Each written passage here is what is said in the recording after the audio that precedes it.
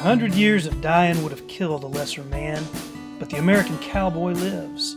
And the folks that live or revere that life today, they still write about it, still sing about it. We've been on the road gathering contemporary cowboy songs and the stories behind them and the punchers and poets that create them. I'm Jeff Wildhorse Posey. This is Ballad Hunter.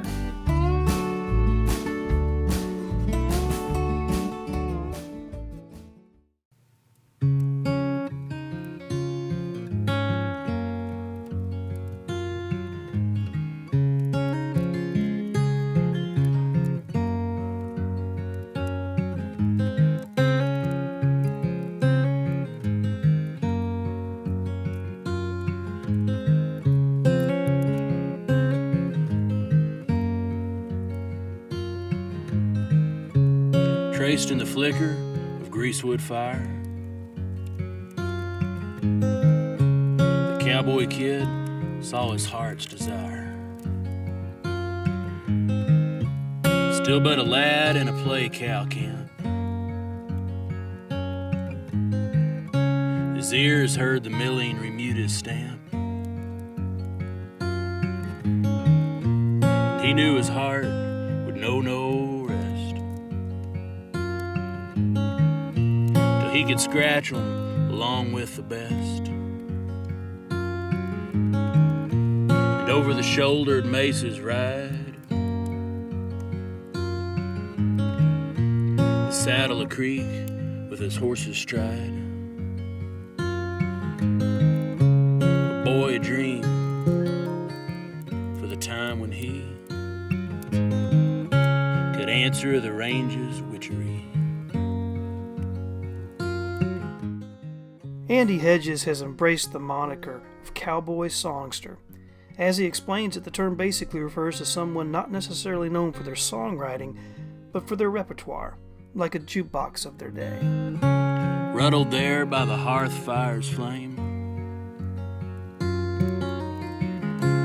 grizzled and old as a Salem dame. His hair is whitish as alkali. The cowboy kid sees his past go by. He smells the sage off the mesa's rim. The days come tumbling back to him. Days that were tinged with the smell of hair, burnt to the brand, came clean and fair. Nights that were spent with a milling herd, his feeble heart within him stirred, and out of the phantom in the flame, into his soul the old call came. In Andy's case, the jukebox has everything from turn-of-the-century cowboy songs to contemporary cowboy songs and poetry, and like here, classic cowboy poetry from S. Omar Barker that Andy has set to music. Oh, a heart knows not when a body is old, and riding days are a tale that is told. For he would saddle and over the hill, ride to the ranges that beckoned him still. There by the fire, as he fell asleep, the old man's pulses ceased their sweep. Of cowboy blood through his leather veins, a west wind called from his sagebrush plains. Off to dim ranges of mounted men, the cowboy kid rode forth again.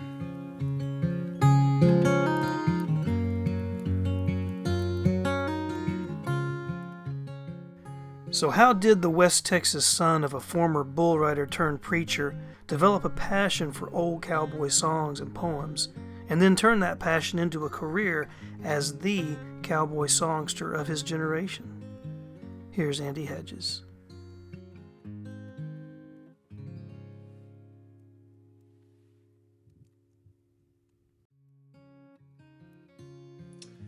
Well, I was born here in Lubbock in 1980, but grew up in a little town called Tokyo, about 60 miles southwest of here. And I really got my love for all things cowboy from my dad. And he had been a bull rider in his younger days before I came along. And by the time I came along, he'd become a primitive Baptist pastor.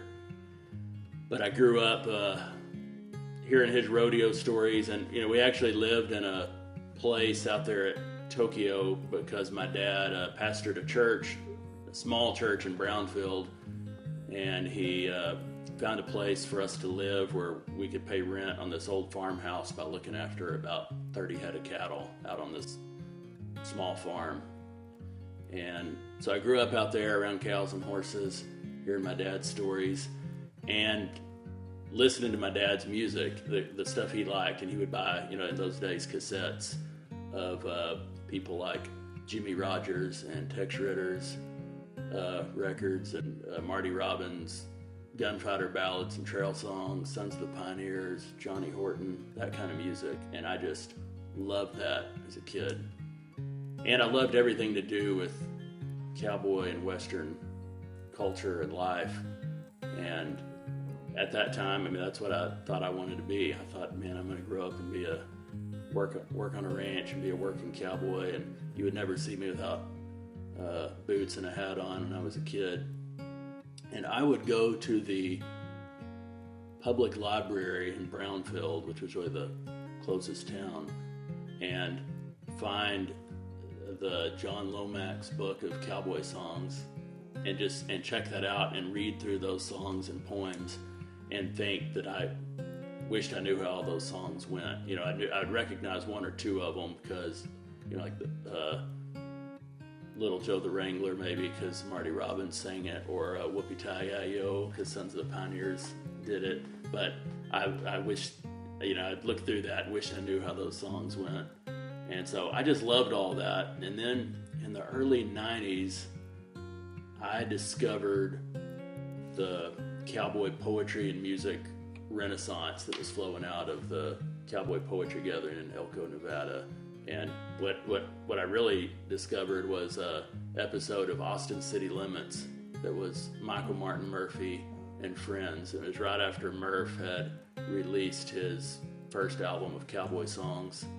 And his friends or special guests on this show were Riders in the Sky, Sons of the San Joaquin, Don Edwards, and Waddy Mitchell.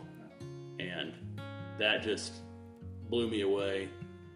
And it was kind of an interesting times. That was the early 90s, and all of those guys like Don and Waddy had signed with Warner Western, like a Western division of Warner Brothers.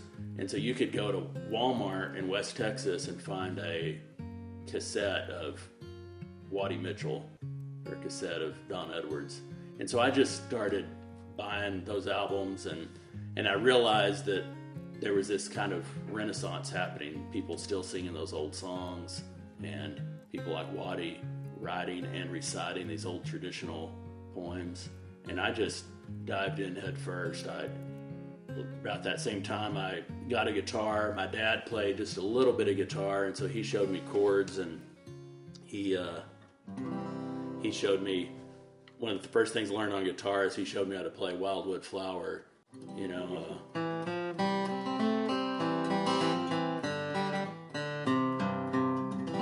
kind of the style of playing, backing yourself up on the guitar and picking out the melody while you also strum, kind of the solo guitar style. And so that was pretty foundational to the way I still play.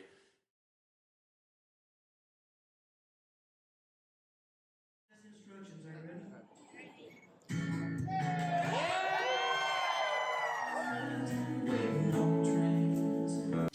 She called me a cowboy.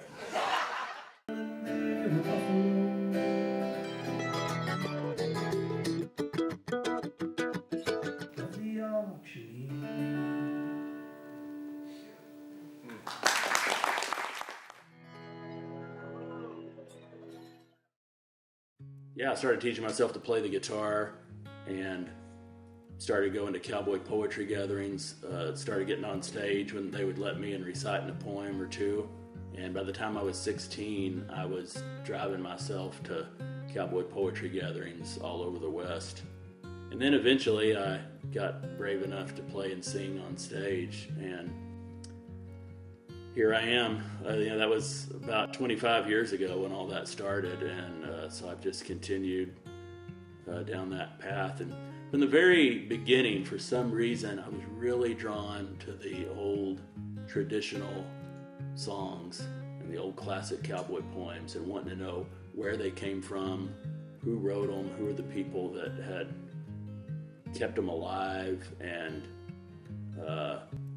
discovered them, and and were there more of them that people hadn't heard, more songs that had been passed over. And so I had started collecting those, and that's been my interest all the way up to the present. I've kind of adopted this term, songster, which is it's an old-time term, and a songster was someone who wasn't a songwriter per se, but someone who was known for their repertoire of songs. Not like we think of a singer-songwriter, more of someone who is an interpreter of all different kinds of songs. And so I love that idea, and that kind of fits with what I do, because I play old-time cowboy songs, but I also like to play songs that would have come from that era, or the songs that the cowboys were singing that weren't necessarily cowboy songs. In the late 1800s, there's a fellow named Francis J. Child, who was a Harvard professor who set out collecting and really making a study of the old English and Scottish ballads. And he published a collection of those, several volumes that would include all the different variations of all these old ballads. And so sometimes there'd be as many as 12 or 15 variants of a single ballad. And kind of in folk music circles, those songs became known as the Child ballads. And one of those, Child ballad number 200, is a song called The Gypsy Laddie. I believe that was number 200 out of 305 songs. And that song, The Gypsy Laddie, is sometimes called Gypsy Davy or Blackjack Davy. And that's one that found its way out west, and I do a version of it that I learned off of a record of a guy named Harry Jackson, who recorded a record for Folkways Records in the 1950s called The Cowboy, his songs, ballads, and brag talk.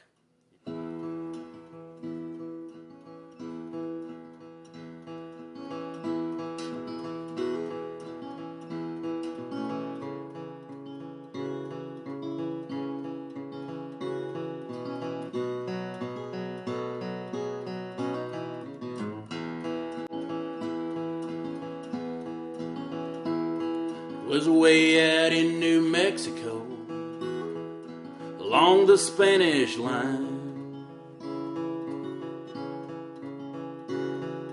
I went to work for Clayton Boone. He's a man well past his prime. Well, he rides in and he asked me what happened to my lady. Said to him, she quit your range and she run with the handsome Davy. Go saddle for me my proud cut done with a coal black mane and tail. Point out to me the fresh laid tracks, and after them I'll trail. I'll ride upon a saddle fine, a saddle made of silver, with bridle reins of beaten gold, and not your common leather. I'll buckle on my leathern shafts, and I'll tie my pistol over.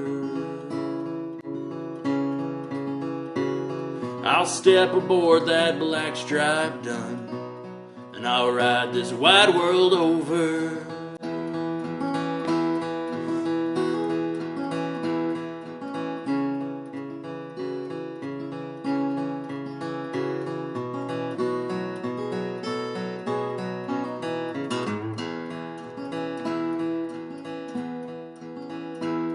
We rode till we come to the midnight sun, and we saw the campfire burning. We heard the sweetest mandolin and the voice of young Dave singing.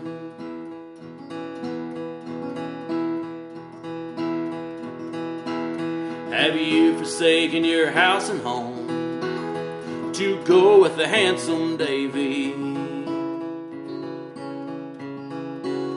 Have you forsaken my silver and gold and your darling baby? Yes, I'll forsake your house and home to go with the handsome Davy. And I'll forsake your silver and gold, all for the love of Davy.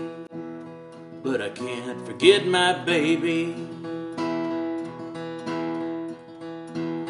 Last night I slept with a mean old man in golden rooms so stately. Tonight I sleep on the cold hard ground by the warm side of my Davy, and I'll ride along with Davy.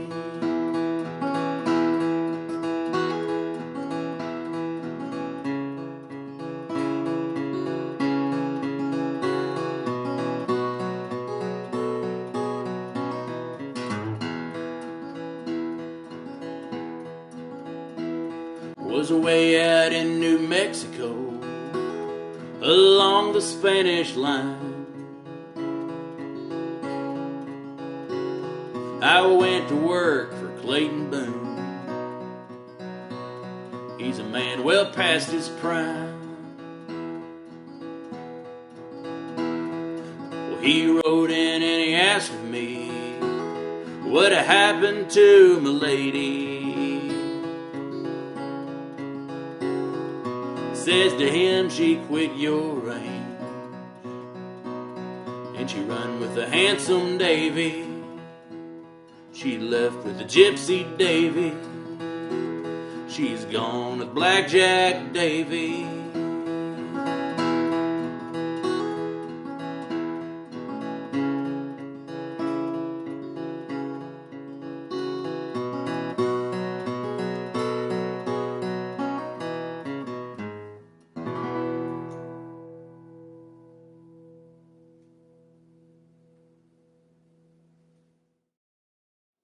When I think of traditional music, the idea of it being a tradition isn't that it was some thing frozen in a certain era and you have to play it just that way for it to be traditional. The idea of a tradition is that it continues and that it grows and that it changes. And so that's the way I think of the cowboy song tradition. I had a good 5 or 6 years where all I was doing was going to these gatherings, reciting poetry. So that's kind of the foundation for me. And it wasn't my poetry I was reciting. It was reciting the old classics. S. Omar Barker, Bruce Kiskadden, Charles Badger Clark. And that's worked out well for me because I continue to recite those poems. And traditional cowboy poetry, it is kind of the center of all of this, kind of the foundation for all of it, especially when you're talking about traditional cowboy music, because so many of the old songs started out as poems. It's hard to separate old-time cowboy songs from the poetry, because when you read the accounts of these guys who collected the songs, like Jack Thorpe and John and Alan Lomax, there would sometimes be a guy who might recite the words to a song, or someone who may sing a poem, and there was a fine line between singing and recitation, because most of the old-time cowboys, you're talking about the trail driving era, they weren't playing guitars, they were singing a cappella, and probably not with the best of voices, and maybe sometimes kind of a sing-songy kind of reciting style. So it's kind of seems like a fine line between singing and recitation, and the songs and the poems, it was pretty fluid, I think, in those days. It's a rare and blessed man who finds his passion and calling at a young age and is richly rewarded for doing so. In Andy's case, he's been featured in hometown and national publications and shares stages with mentors and heroes that he now calls friends. While we were editing, he added a Western Heritage Award for Outstanding Traditional Western Album.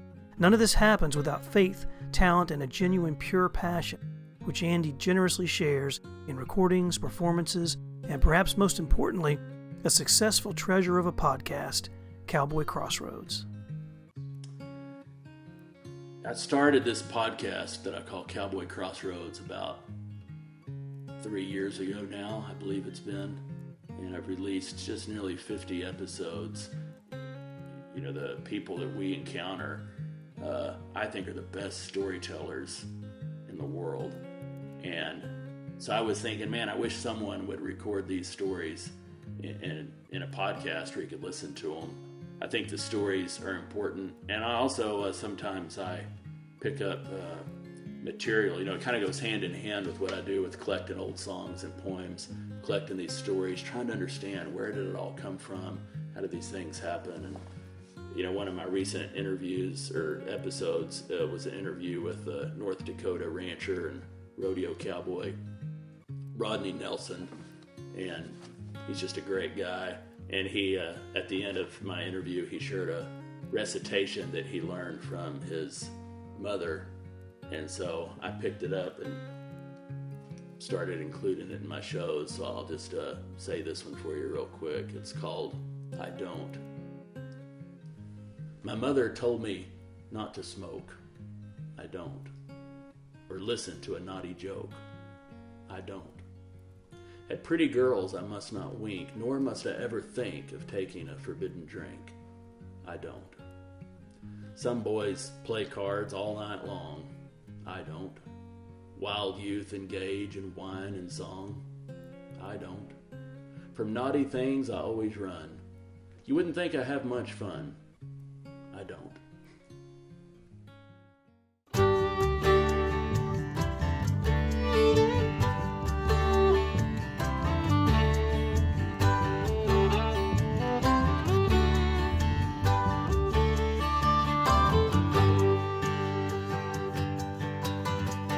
Moon and her muse and the arroyos dance to a coyote song in the canyon lands. Bloom on the sage.